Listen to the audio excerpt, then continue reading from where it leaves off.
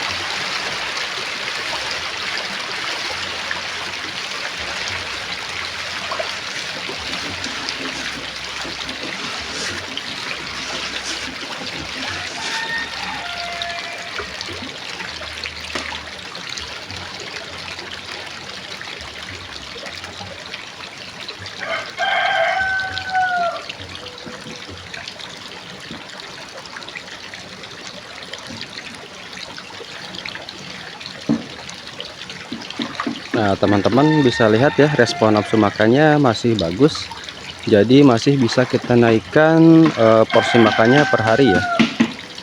Nah teman-teman, ada pertanyaan, apakah pakan yang saya berikan kondisinya kering atau dibibis dulu ya.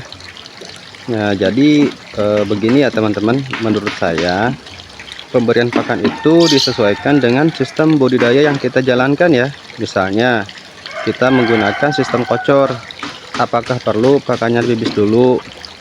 Nah jawabannya antara perlu atau tidak ya, karena mungkin sebagian dari teman-teman beranggapan bahwa pakan yang dibibis itu lebih bagus secara pencernaan dan penyerapan nutrisinya ya.